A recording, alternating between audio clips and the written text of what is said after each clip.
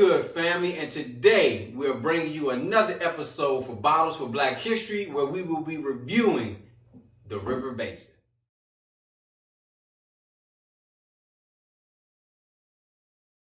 Pull up, Frank, headshot, Frank, sit down, Frank, stand up, Frank, pass out, Frank, wake up, Frank, fade it, fade it. As always, I'm King Napes, Bud Hill, and this is another episode of What We Drankin. So today we are talking about the River Basin. One of the things we always want to give tribute to is the owners, right? So we're talking about the three guys that did it. So the three guys, Bud, who are we talking about? We talking about who? Well, three young guys out of New Orleans. We had Andrew Albert, John Suarez, and Elliot Weiner, the three owners of the River Basin. Okay. So when we talk about that, what are we saying as it relates to this bottle when we're looking at mash bill and overall taste? I mean, it's a high-rye, so it's a 95.5 mash bill. So you should get a lot of spice out of this. So 95% rye, 5% malted barley, right? Yeah. So off the break, what's your expectations for this bottle? What do you expect? And as we already know, when we talk about, looking at something with such a high content such as that, what is your expectation out the gate? That cinnamon spice that you feel, in the back of your palate as it goes down. I think it should get a lot of that from this. And I'm a fan of ryes. Like we haven't reviewed any high ryes. I don't think so. This high, but I mean we've tasted a lot of them, and I'm always a fan of most ryes. So that's what I'm looking forward to. What about you, Bud? You think you're gonna enjoy this bottle? I think I might. I mean, it's going to be high-rye, so it's going to be real spicy, real long finish. As you say, it's cinnamon. We're going to see how it sits on the palate. Well, See how it sits in the glass. Yep. Yes. See if it's got a good, if it has legs or if it's just runny. So if it's runny, I don't think it's going to be good. But if it sticks to the glass, I think it'll. Yeah. What is it? 47 ABV. Yeah, I think so. Yeah, so 94. 47. What we talking? 94 proof. Yep, 94 proof, 47. So 94 proof, for all you know, for me, I tend to like my proofs around 90. So this is probably going to be a little interesting for me. Should be good. Keep it under 100. We good. Yeah, keep me under 100, like Under will the numbers. speed limit. Keep me under 100. You know what I mean? But thinking of the tasting notes, for this family, they talking about vanilla, cinnamon, I believe caramel, as well as cloves. So it's going to have You're a going to fruit. get that because it's aged in the new charred oak barrels like bourbon, so to keep it traditional with rye. So That's you're gonna get your caramel and your vanilla from that. It's kind of almost goes without saying. The wood sugars that come from charred oak barrels are going to be in any Yeah, bourbon. the traditional It ones just that you're is gonna what get it is. is just gonna be When you vanilla char it, and that caramel. basically opens up the barrel, or what's contained in the barrel kind of breaks it down. Okay. You'll get that when you pour it and you taste it. Wood sugars, that's caramel, caramelized wood sugars, which is your vanillas, butterscotch, stuff like that. So we'll definitely get that.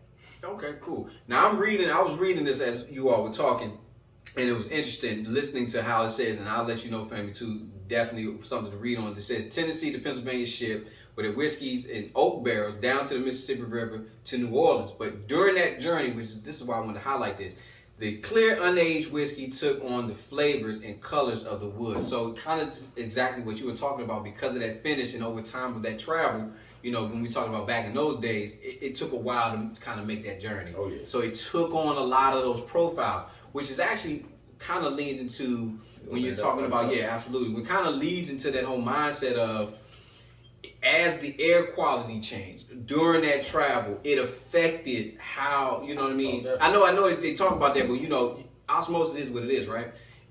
It changed how that travel changed what you were going to taste. And I think that's kind of crazy cool when you're thinking about that. And another cool thing is I love the bottle. Family, you've been following us. I love talking about the bottles. I love the raised feel of this bottle. I'm a big fan of anything stamped, that wax feel. I love how they took the idea of the maker's mark. They didn't take it. Let me rephrase. Because Maker Mark says they completely copyrighted, but I love what they did with this, because I think with makers you got to drip it. Yep. So what they did, they dipped. I will say to this company, I get why They did the screw top. I'm personally not a fan of screw tops. I just love the feel and That sound of cork the, you know, the cork pop. When Go to We say pop. Yeah, come. you talk about significance when it comes to certain alcohols being signified based on aging, right? There are limits to a particular bottle, like a bourbon. There are certain rules to be considered a bourbon. Correct. And does this meet those qualifications when Well, we talk about? This isn't a bourbon, Right. so We're talking for it about to be a rye, Yeah. to be honest, I really don't I think it know. was 61%, right? Well, 51%. Well, yes, to make 51% it. for it to be a But the rye, age, minimum but of the the age rye. of it is what you was Right. Yeah. So there's a minimum age, right? I don't think know it's- for yeah. rye whiskey, just whiskey, if there's a minimum of 2 years like it is bourbon. Bourbon is a protected name. Yep. There's a lot more criteria that comes along with it. But the one thing I can kind of give as info, small batch. So with the small batch, what you have is multiple barrels that the master distiller or master blender has tasted, went in and said, all right, we have 4 or 5 really good barrels. We put them together to form a small batch of the best barrels that we think, and it kind of keeps uniformity amongst your bottles that are on the shelves, as opposed to single barrel. You get a little bit of slight differentiation in the juice between bottles on the shelf. So All right, and that's what I got for you. And that's dope, and that's very good, and that's a good. You brought up a good segue and a good point. So I just took my taste because I really want to kind of get into it. But when you just brought up a good point, the juice, Bud, It's good. juice wise, are we talking about something in-house made or sourced? When we talking about how they source, so source juice. Because from what I read about them, it was easier for them to start the company and then get the actual product to the shelf. Gotcha. So they source it, and eventually hopefully that they will be able to distill it themselves. But at the current time, they source it from, as I said before, they give no name like MGP or anything. They just say up the river. Gotcha. All right, cool. So, fellas, I took my taste. Have you all tasted yours yet? I have not. And I'm last this time. So, Bring up the red, So which when is we talking about not pouring it normal. up, what already off the break? What are you getting right on that? Well, what'd you smell first? Now, see, Smell I would tell you this. I did my smell. I did not get the caramel note that I was hoping to get. I did get the vanilla though. I did get the vanilla out of that. It's a soft nose for a rye. It's It not really real is. spicy or harsh smelling like that. It smells good. I just ask you both because I got nothing. And we know you can't smell anything. Yeah, no, I would say that definitely.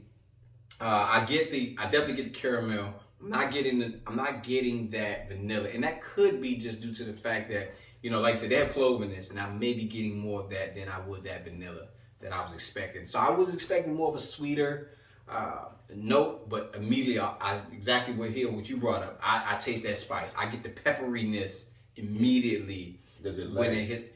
Now, no, it doesn't. It doesn't You last sure? for me. No, I'm sipping it. I'm You not. sure? Are you getting that? Yeah, It's a decent finish. Because my tongue is still have that little tingle. I would think, to me, tasting this right now. Okay, that's crazy. I don't know what that was about. But again, okay, so one of the things I'm gonna bring back, because I'm about to make something that's gonna sound crazy to you all, because I know how you all feel. We always talk about this in every episode about what your mind tries to get. We talk about this all the time. Your mind tries to make sense of something. What you got now? I smell like pickles in this. I smell like a pickle smell. I had like a pickle fragrance in there. Yeah, I've heard people describe that.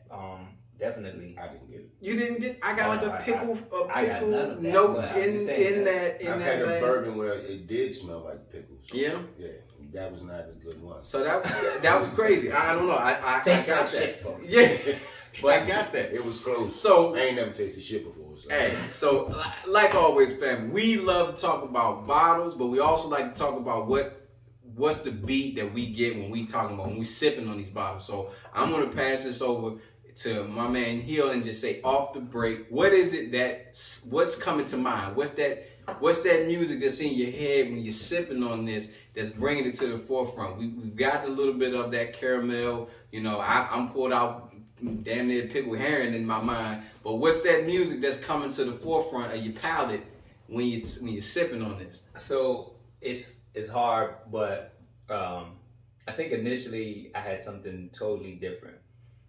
Now that I've had 2 separate sips right off the break, I mean, you had the New Orleans ties, so you could go with Juvenile all day, listen to that. But ain't my man Aaron Neville from down there in the NOLA? I don't know if he's No, where is he from? I don't know if it was Tennessee or, Is it but Tennessee? he's from the South. So. Yeah, I don't know. But if he's not, then take him out. Okay. Focus on Juvenile. If he is, pay homage. Oh, I've got a mighty long time. Lord knows I'll never go free. Oh, Lord, I'll never be free.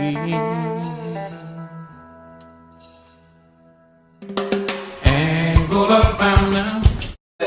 Because it's not really, it's pretty smooth. I don't really feel myself I know the Juvie is some turn up stuff, but you know, that's just to pay tribute. Cowboys. I don't really got anything beyond that. This one didn't move me like the other one. It's good though. I don't dislike it.